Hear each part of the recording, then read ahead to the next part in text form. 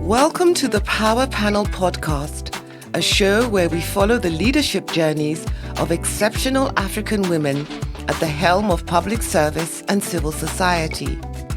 Our question is, how do African women lead and deploy power? I am your host, Ambassador Rachel Omamo, a senior counsel, diplomat and former cabinet minister in Kenya.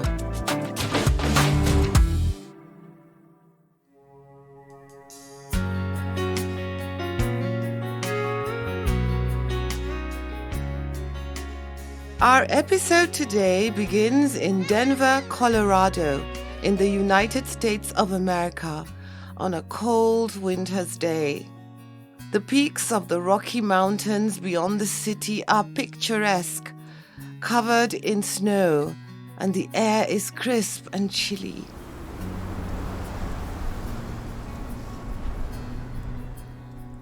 A tall 14-year-old Kenyan girl disembarks from a long flight from Nairobi. She is miles away from home and is both excited and apprehensive. She has arrived in Denver to further her education, a decision made by her family. My father's oldest brother was a surgeon. He's since retired, but he was a surgeon in Denver, Colorado. And he and my dad had this conversation, and I think this happens in a lot of families on the continent, where you will send a child to go live with relatives. Often it's from rural spaces to urban spaces. And I landed there December 19th, I believe, in the middle of winter. And the idea was, this child of yours is bright. It looks like she's doing really well in school.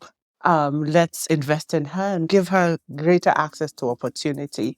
And that is a debt I have always felt that I owe.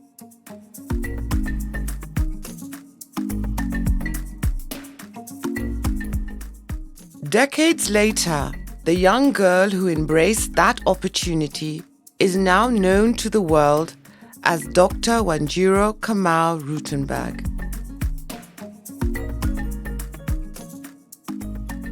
Wanjiru is an academic, innovator and distinguished leader, and is currently the Managing Director Africa for the Alliance of Bioversity International and the International Center for Tropical Agriculture. She attained international recognition in her 20s as the founder of Akili Dada, a novel leadership incubation hub for young girls, and has since then dedicated her life to investing in women and inclusive agriculture-driven prosperity for Africa. Her story begins in a bustling urban neighborhood in Nairobi, Kenya, during the 1980s.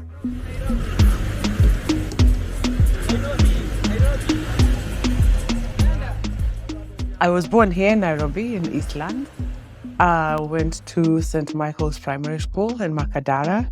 We lived in Buruburu. My dad worked for Kenya Airways when I was a kid. And my mom worked for the Teacher Service Commission. It was a vibrant environment, Eastlands in those days, and there's many of us in our generation who grew up in that environment.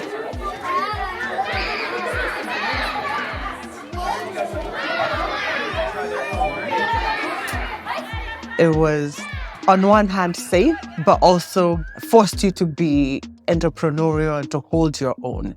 It wasn't just easy. And so you had to find your niche and your corner in the world. And I think the biggest thing my parents gave me is I was heard and understood. I was smart, incredibly intellectual, and argumentative as all get out. I was not the child, and I still am not the adult, you tell, because I said so. Did she always have an opinion? Yes, I always have an opinion, that for sure. I may not say it, but I always have an opinion. But importantly, If it doesn't make sense, I will ask. And I get into a fair bit of trouble, even as an adult, when I'm being told, just rubber stamp this and we keep it moving. Like, just play. But I'm like, but this thing doesn't make sense. Which of Wanjiru's character traits was most distinct at an early age? And how did her parents react? Incredibly inquisitive. And that tires the adults around you. You know that kid that's like, why? But why? And then the kid finds a kind of logical falsehood in the thing you've said. And adults have two choices. You can shut the kid down, or you can open their world to find other people who will help answer the questions, or create an opening for the child to explore and learn for themselves. And what I'm really glad my parents did is they didn't tell me, sit down, be a good girl, behave yourself. There was always expectations of manners and etiquette and properness and being kind and humane, but my curiosity was never shut down. Wanjiru learns crucial values from her parents. Justice. I care deeply about building a just world. I believe that comes from them. Curiosity, because they never killed it in me. All young girls have dreams. Who inspired Wanjiru as a child?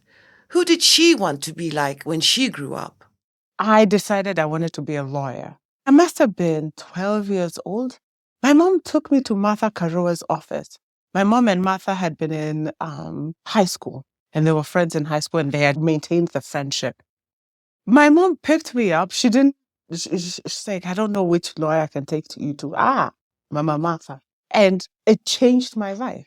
Meeting Honorable Martha Karua, a prominent lawyer and politician in Kenya, seemed to have absolutely thrilled Wanjiru. Why?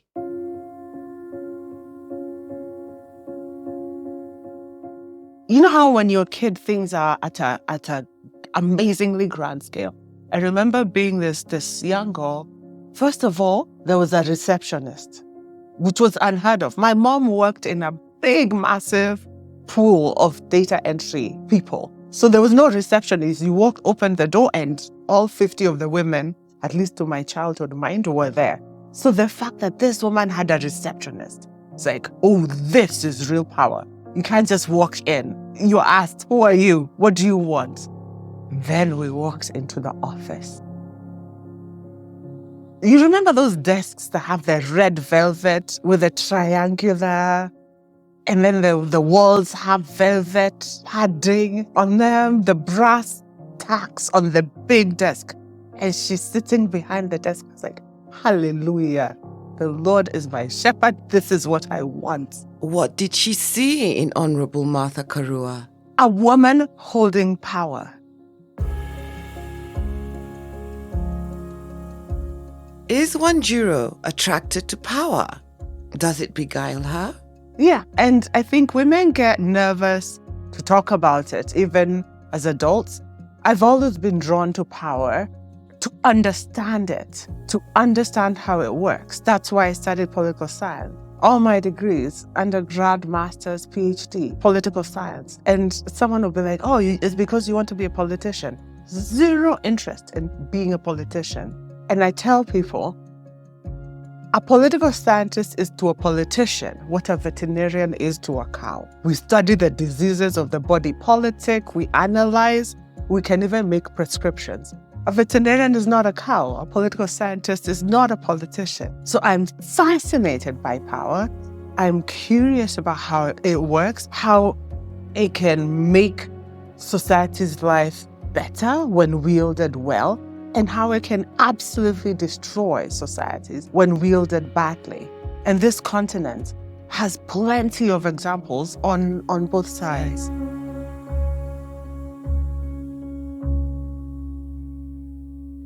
Aged 14, Wanjiru is in high school when her life takes an interesting and unexpected turn.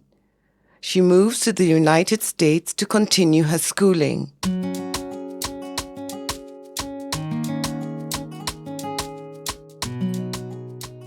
Abroad, she encounters the challenge of adjusting to a new culture and education system. That was really hard, especially the early years.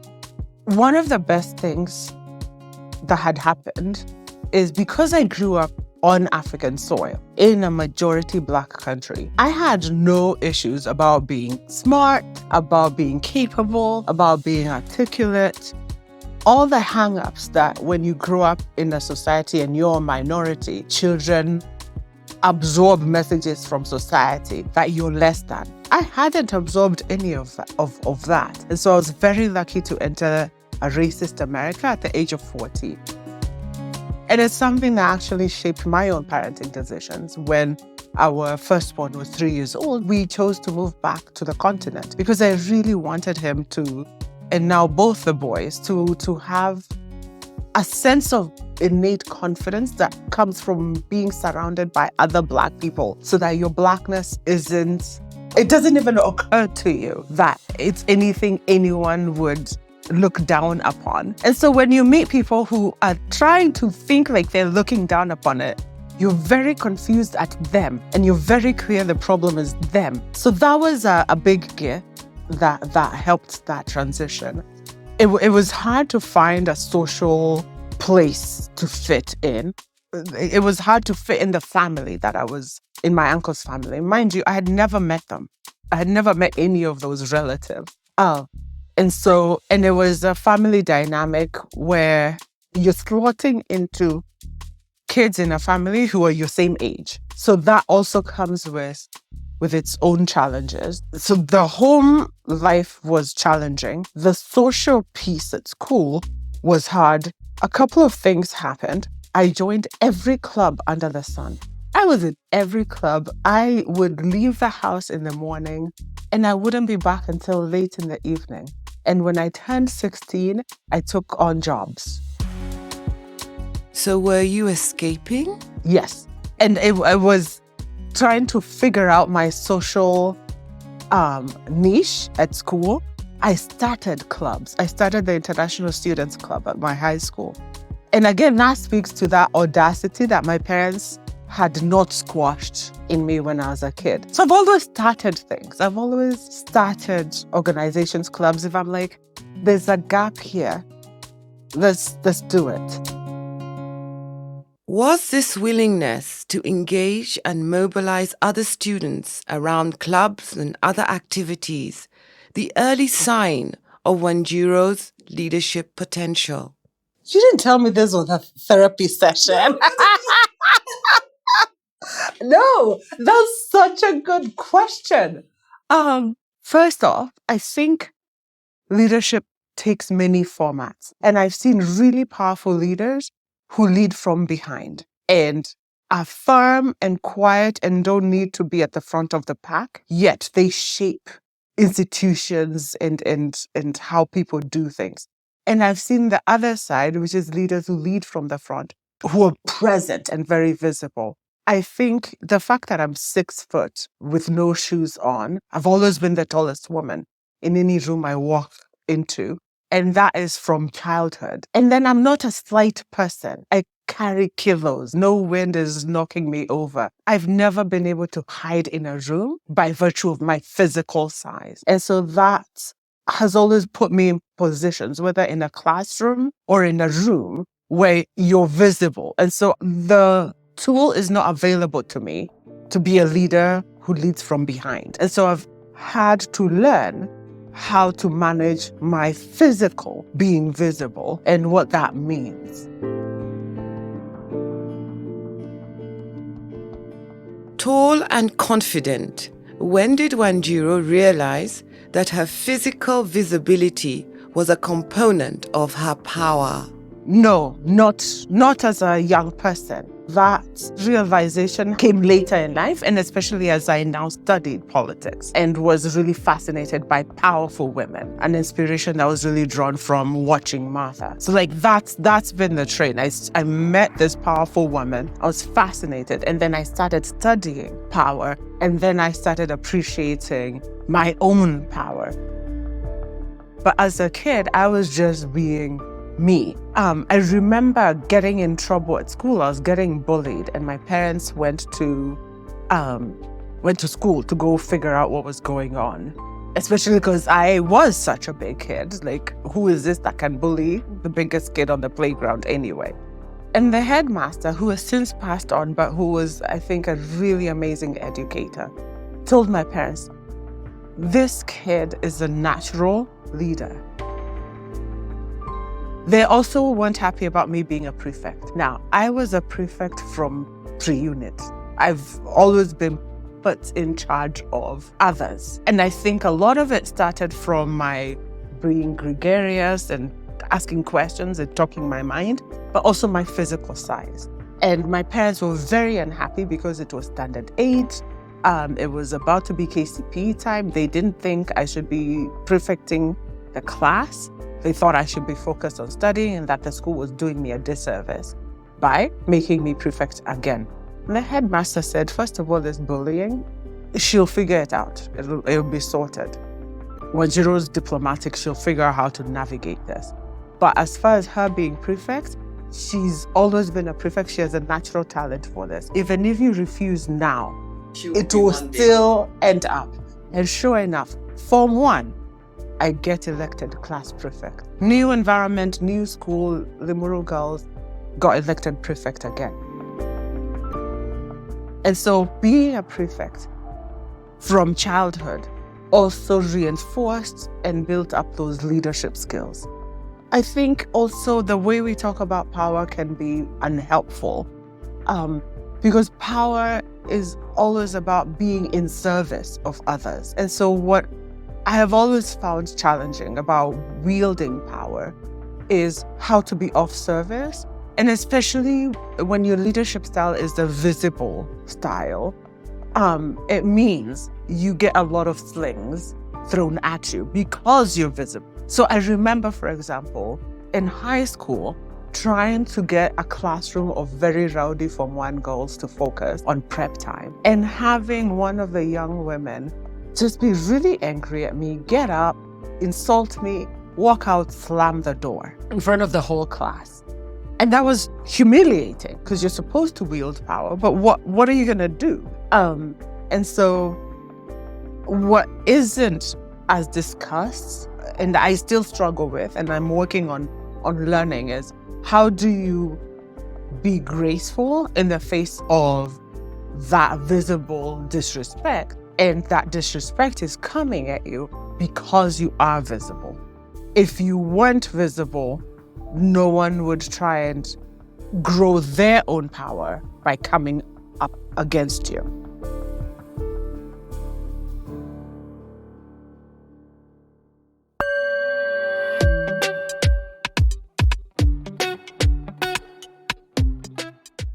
At our first signpost, we note that self-awareness, curiosity, and expression early in life allows leadership talent to emerge.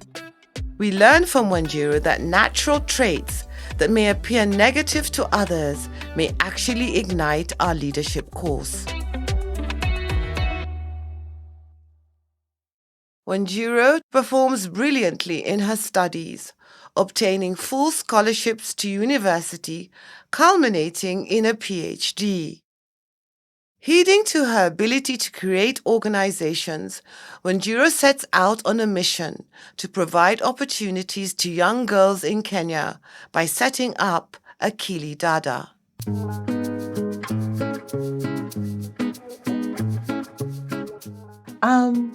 I'm loving this. You're really holding up a mirror to me. This is really powerful for me. It's a powerful experience. That thing you just said, getting people to choose you. I've never thought that way or seen myself that way. Akili Dada. I actually started Akili Dada as a graduate student. I was still in the US. I was 26. I was in the middle of my PhD, and a couple of things were happening. One, I had been the recipient of tremendous amounts of generosity to access my own education from my uncle and his family, who housed me and made America, the American opportunity available, opened those doors for me, to Whitman College, where I did my undergrad on a full scholarship. I did better in the American system than I think I would have done in the then Kenyan system, because it's a system that encouraged curiosity, self-learning, and that's something that's natural to me. Like, how does this work? Why? Let's pursue it and dig, and you go to the library, you figure it out yourself. That system worked well for me. And I, again, got a full ride to my PhD program. So all my education was the result of others investing in me. And so I felt a big debt of gratitude for that opportunity. It doesn't, and I know it doesn't happen for others. And there are others I went to school with in Makadara who were brighter than me, who didn't get the opportunities that I got. And so that was a big impetus for Akili Dada. There was also, I was studying political science, I was studying women in politics. I was coming back to Kenya as part of my dissertation research to interview incredible women leaders here.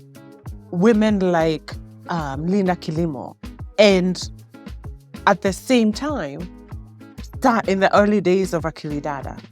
And saw a massive gap between these bright young women and these incredible women, powerful women leaders who weren't able to connect.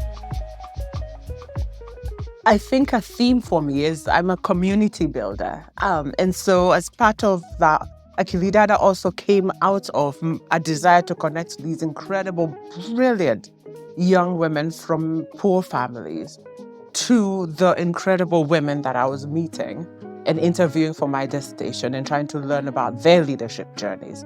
And so Akili Dada's mentoring program came out of that desire to build community in that way. And that program continues.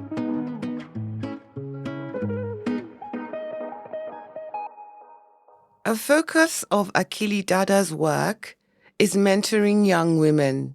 In Wanjiru's view, what does mentoring entail? Is it an overused concept? How is it central to her leadership?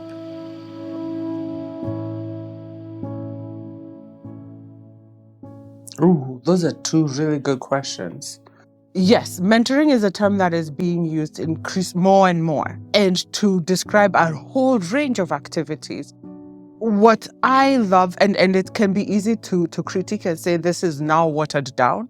And I also have that critique because just because we met once doesn't mean we mentored. That said, it's really important to separate out role modeling from mentoring from sponsorship. We also know at a global scale, Black women are over-mentored and under-sponsored. And so it's important to understand what is mentoring versus what is sponsorship, versus I look at Rachel and her career and I admire and she's my role model. And those are different dynamics.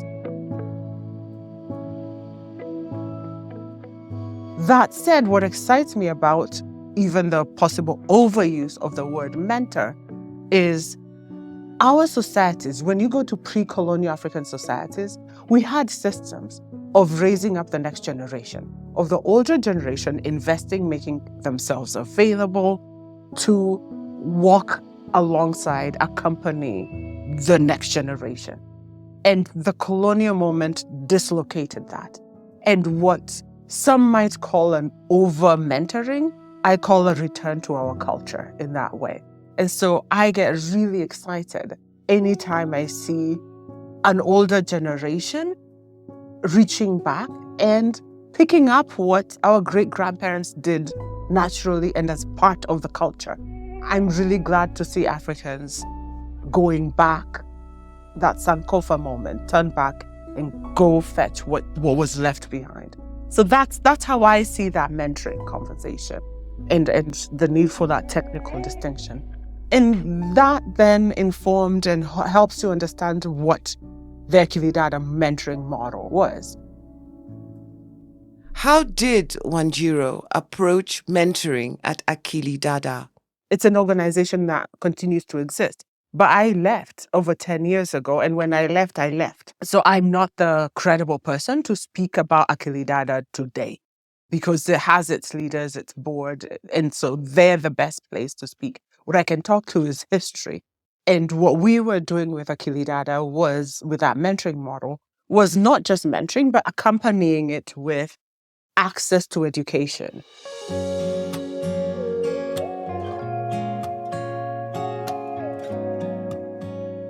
It's one thing to have mentoring. If you don't have access, you still haven't unlocked that human potential.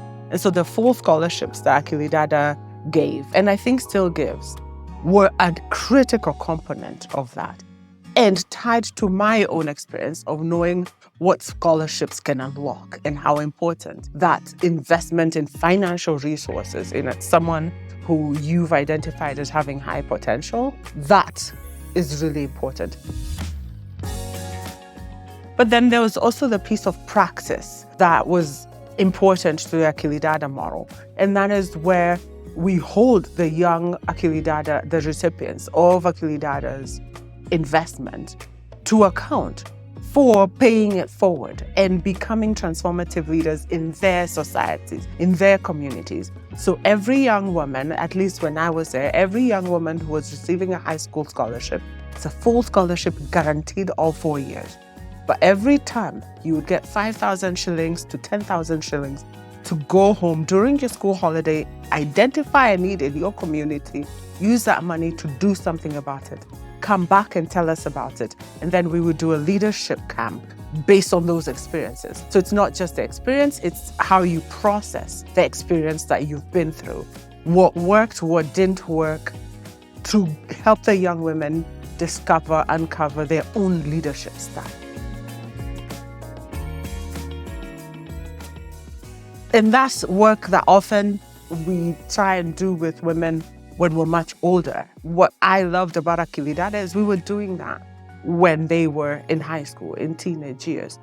And that was very much based on my own experiences of what had worked in unlocking my own leadership potential. It was also the opportunity to reflect, to do in the world, and learn from praxis.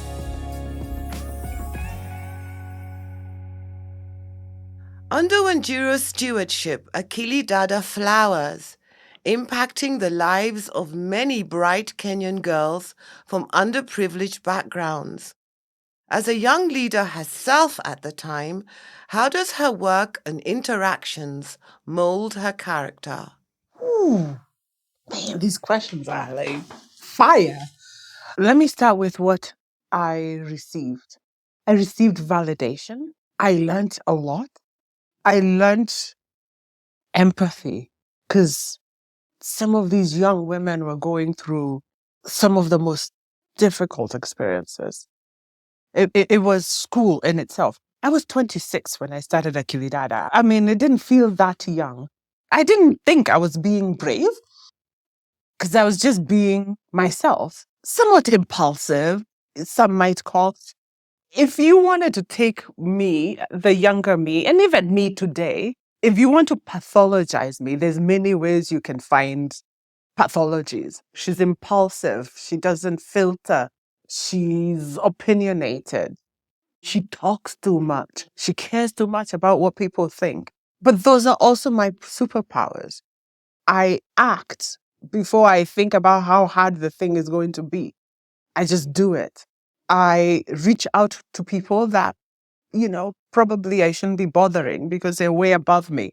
But that kimbelembele, we call it, and we try and raise children to not have kimbelembele, is also my superpower. And I'm, as a parent now, really wrestling with how do you keep that energy and that spirit and channel it and help someone. So the founding of Akili Dada was leadership bootcamp. for the 26-year-old me, and God was kind. Leadership is often a thing of mixed emotions. It had incredible highs, and it continues to have incredible highs, and it also has some horrible lows. I, again, experienced the slings of people coming at you because you're visible and being very confused. The most painful ones is when it's friends.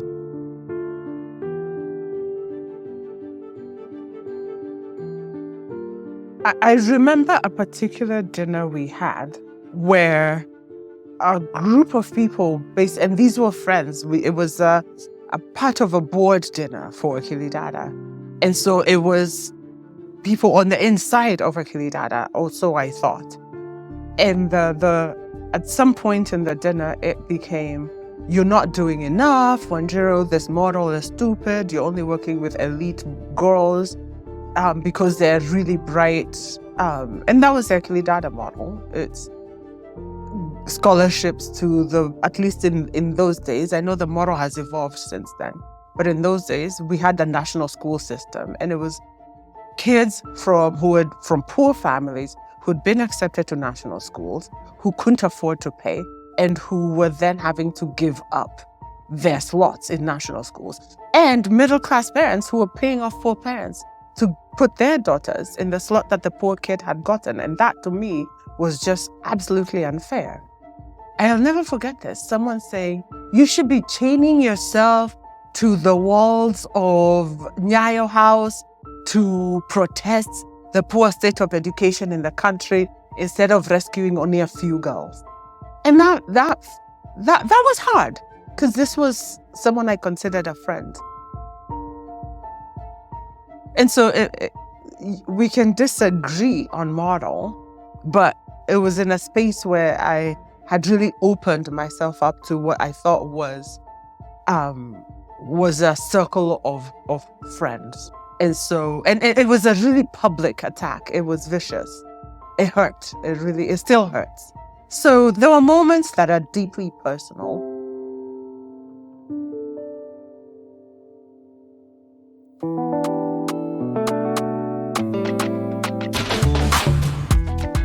As we take this short power break, we ask that you subscribe to the Power Panel podcast. Let's work together to expand the Power Panel community. Visit our website, birdsongafrica.com, and follow us on social media to plug into the Power Panel network. Email your thoughts to hello@birdsongafrica.com. When we return, we unveil the next stage of this journey. This is the Power Panel podcast.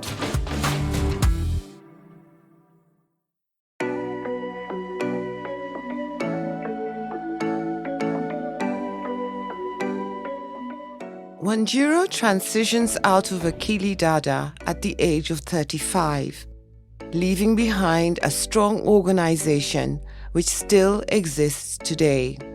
She makes a big leap into an entirely different space by becoming the director of African Women in Agricultural Research and Development, AWARD, an organization focused on gender-inclusive agricultural research.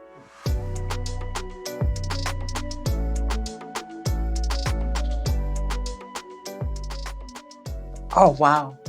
You really did your research. Oh, my word. I joined AWARD because the agriculture piece was new, but what was not new was I had run a women's leadership program. And AWARD, the flagship, even to this day, remains a fellowship for female scientists from across a continent. And so I had experience designing fellowships, building programs to support women's leadership. In this case, the subject area ended up being agricultural research and science. And so that was the bridge. And I was scared to make it a sector leap. And mind you, I'd gone from being a professor of political science to running Akili Dada to now being in agriculture. So I like to joke, I have a checkered career past. It's not one thing. So the bridge was the women's leadership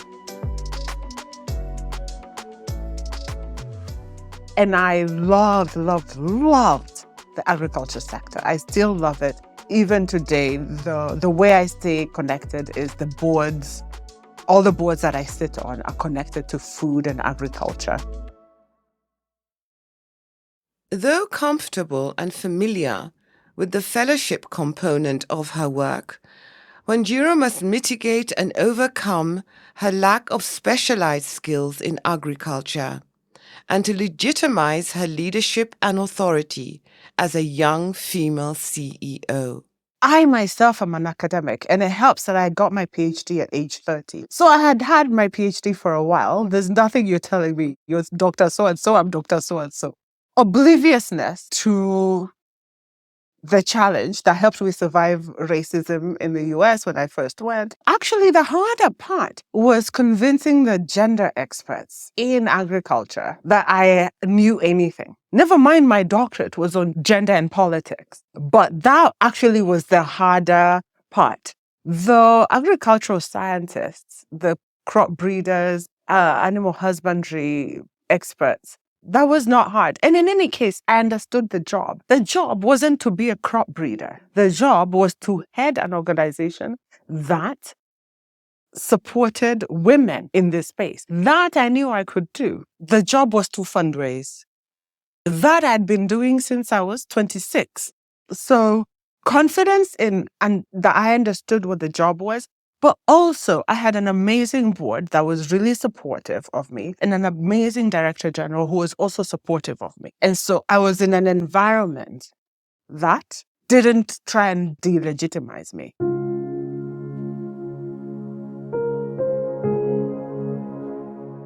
So that wasn't the struggle.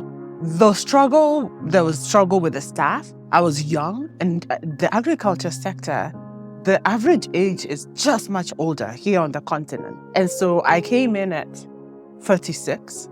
I was really young. Nobody had ever heard of me. Who is Mr. Kamau? Mr. Kamau's daughter, who's Mr. Kamau? I didn't have the pedigree to be in agriculture. That said, within the staff, I struggled. Oh, the other thing is, I got pregnant. Like the day I signed my contract. Mimi, who you? 9 months later, baby. So within 3 months of signing my contract, I'm calling the board chair. So now, maternity leave. She's looking at me like, oh, you just got here.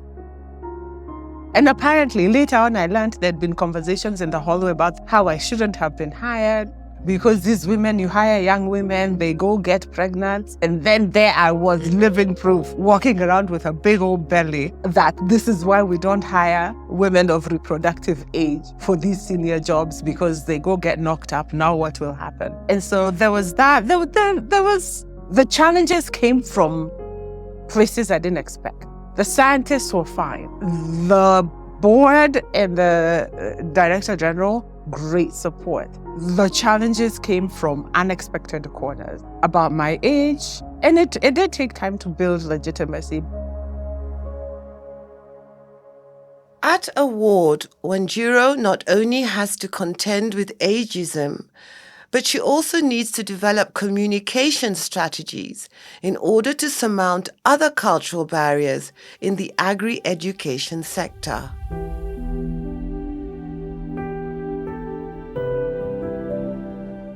I was young, I was female, no one had ever heard about me. I was one of the first things that our mentor and sponsor invited and opened the door for me to do was to address an annual gathering of African vice chancellors and deans of colleges of agriculture. You can imagine that room was 90% plus older African men. Here I was invited to give the keynote, and I didn't know what I could say about gender and why gender is important for these older African men to get their attention and get them to care. And it felt like an impossible task until I landed on a strategy, which is I started by talking about my father. and my relationship with my father, and the ways my father wielded the privilege afforded to him by patriarchy. He wielded that privilege to protect me as his daughter and built an equitable home where I could thrive. I then invited the older gentleman to do the same and leveraged my disadvantage as a young African woman in that room into a power of conversation and invitation. In all our cultures, there are things a daughter can ask of a father. There are favors, promises, invitations, invocations that a daughter can make of a father. And the father has to listen and has to do. And I pointed that out and I said, I'm not your age, so I can't ask you as your sister, but I can ask you, invoking our cultures, I can ask you as your daughter to use your privilege to make your other daughters in your universities safe to contribute to what this continent needs. That's a strategy to use what is a disadvantage into a powerful advantage, because no one else could have done that. And the room was absolutely silent to the end of my speech. And the work of a word moved faster and much more powerfully because there was a platform for me to enter the room. Despite these challenges, Wanjiru grows in her confidence and focus at award. Apart from her own talents, what else does she attribute this to? Oh, I've always had mentors. I'm also a big believer in executive coaching. So I'm constantly working with a coach. And it's this thing I just told you, someone who can hold a mirror up to you to show you who you are and what they're seeing and reflect back. And often your juniors, your staff, won't be able to do that because there's a power dynamic. So you really need to get that feedback from a third party. So I'm a big believer in being coached and remaining teachable. Before the transition out of Akili Dada, when I knew, okay, I want to leave, I started working with a coach a year before to prepare myself for the transition. Because we know what happens with founder transitions, founder syndrome. And whether it's in the civil society sector or in countries where presidents, want to get more comfortable, it's a challenge. What we often don't do is think about how we support leaders to make the transition, especially when you've been so deeply invested. You've poured your blood, sweat, and tears into this thing. Wanjiru delivers tangible results at award and is the recipient of several global accolades and honors. She receives invitations to join important international boards. It seems to be a defining moment in her career and leadership.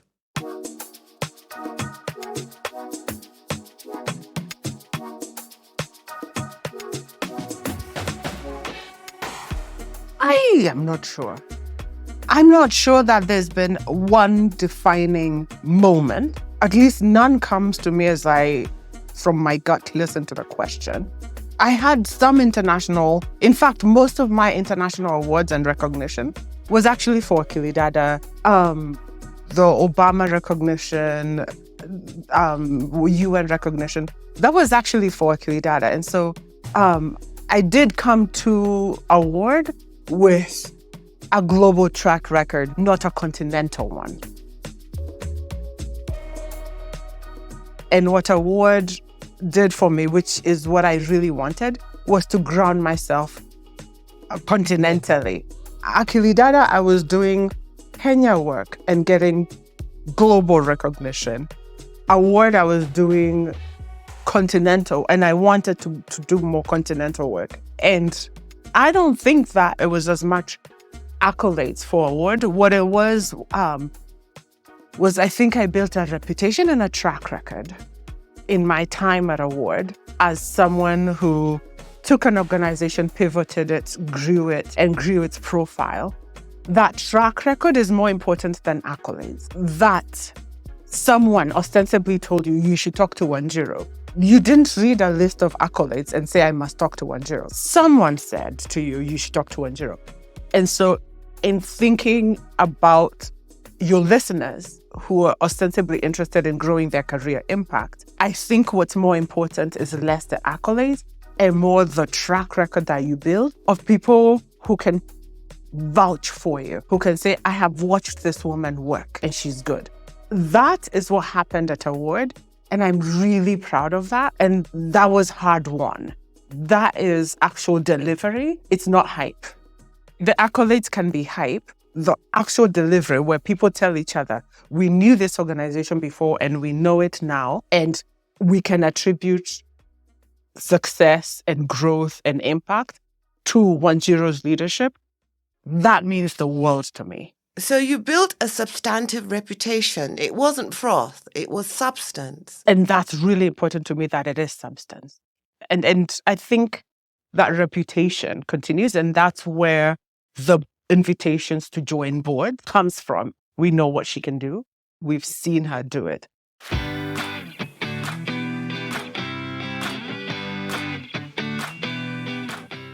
With a strong reputation and track record of effective leadership, Wanjiru departs from Award to test herself further in a new arena. She joins Schmidt Futures, a US-based philanthropic organization with an important global talent building and fellowship program for brilliant young people from around the world. My work and track record had been in Kenya. With Award, my work and track record was continental, and I really wanted to, and I still am interested in building a track record that's at a global scale. And so that was a really interesting challenge. And there was a ton of work to be done. That said, it was again a steep learning curve, another steep learning curve.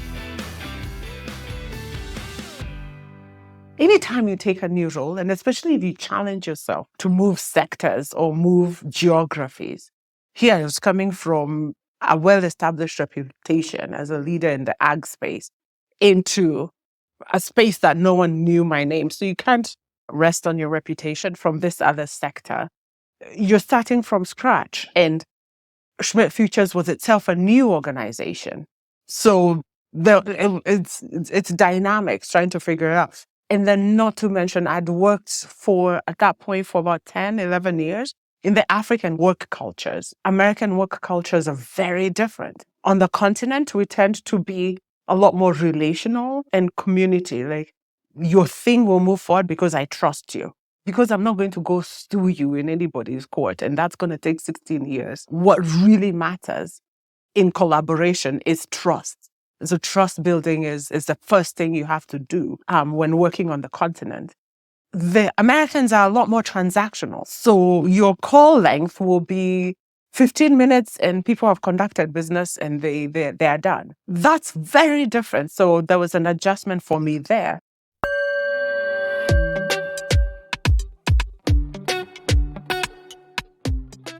At our second signpost, we learned that leadership is not capricious.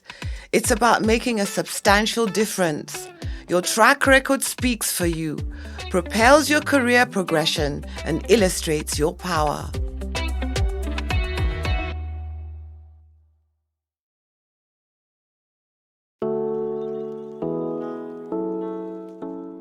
Wanjiru continues to break new ground by founding Black Women in Executive Leadership, BWEL, a non-profit organization targeting Black women executives across the world, seeking to navigate the intersection between patriarchy and anti-Black racism.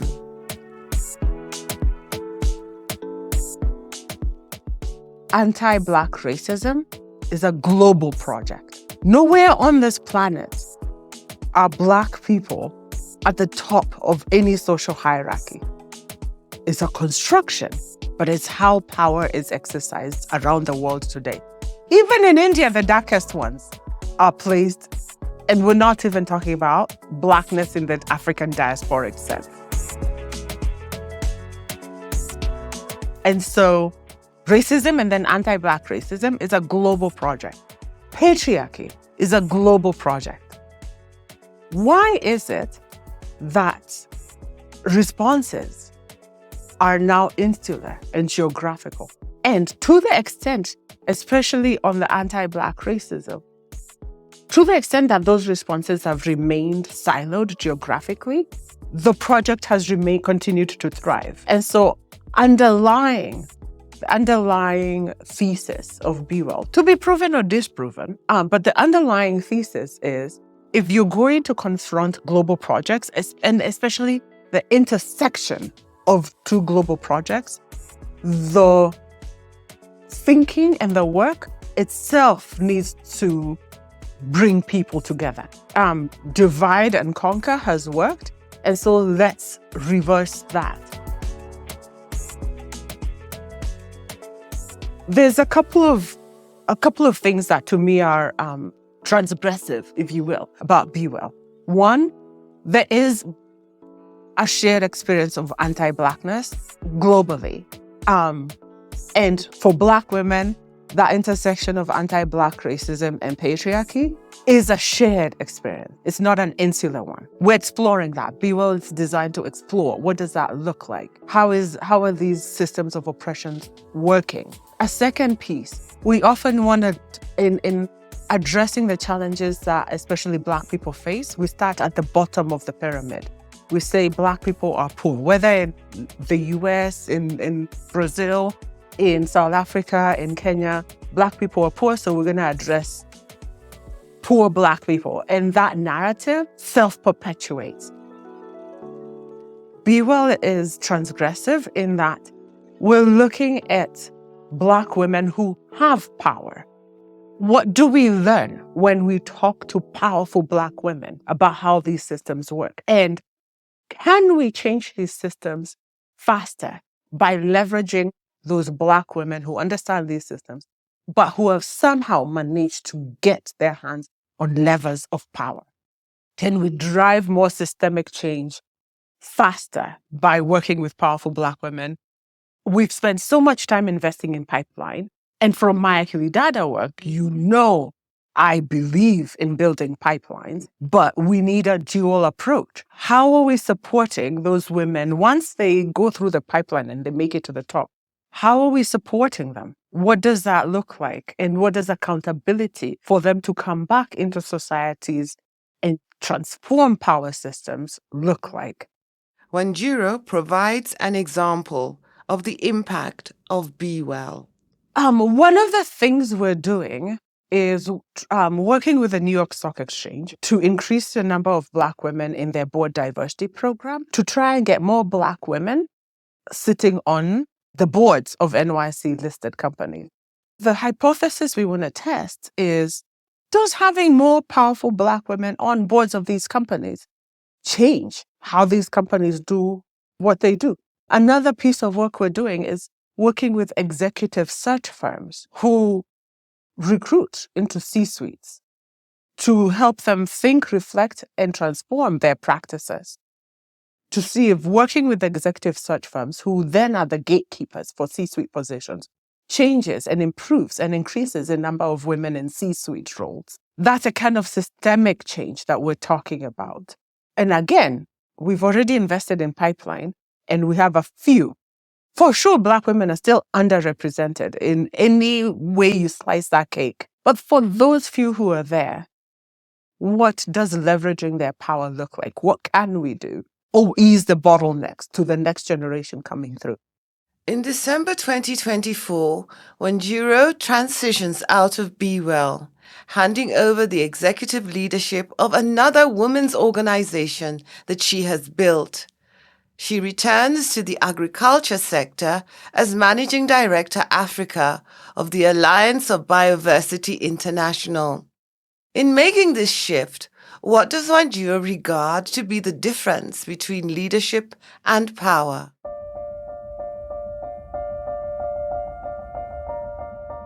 Power is not leadership. I love this phrase about leaders. If you call yourself a leader and no one's following you, you're just taking a walk. And there's a lot of people who have power who are taking a walk. And there's a lot of people who don't have power in very conventional senses that are leading. Often we also conflate power with resources. And especially in our political life. And nothing quite like power when you look at voting breakdowns. So we need to pass out our understandings of power and decouple power from money. That's one thing. And in the same way, decouple power from leadership. For me, an important value of leadership, and not everyone believes this, is service. And so when I am in leadership, and sometimes you can be in leadership without power, and then you're told, oh, you should lead by, what is that thing? Lead by influence, not by power. Again, that's why decoupling these concepts is really important. You can be in leadership, but you have no power institutionally. So you're told influence, use your influence, your moral character to lead people. What has been important to me from those early prefect days is to be of service. And so to the extent that I lead, my leadership is about being in service to help transform. That's my service. I have a deep spiritual relationship with God and listen for my calling and try to be obedient to the calling to serve.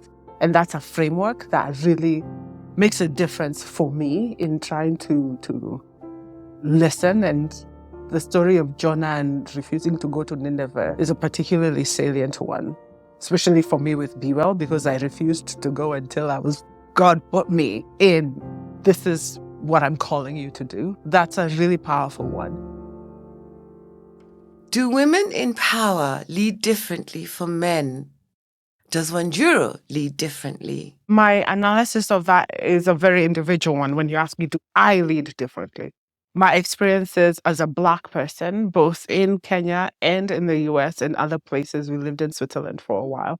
My experiences as a Black person, my experiences as a woman dealing with patriarchy, my height and my weight, my deeper voice have shaped how I lead.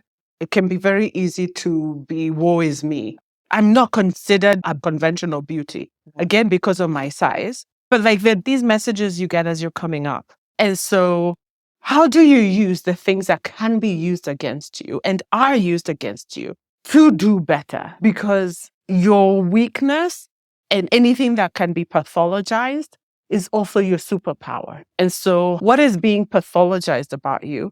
And how do you get to a place of understanding it as your superpower? And knowing that if you lean into a gift too much, it becomes a shadow. And so what are your gifts and how do you moderate so you don't overdo it? Then it becomes again a shadow. And that I think is a lifelong journey. I think the experience of patriarchy forces women to have to develop different tools than men in leadership. And so from that perspective, I think women do lead differently because the tools that are available to men are often not available to women. You have to come up with different tools. With her leadership experience in national, continental, and global spaces, what is Wanjiru's power mantra?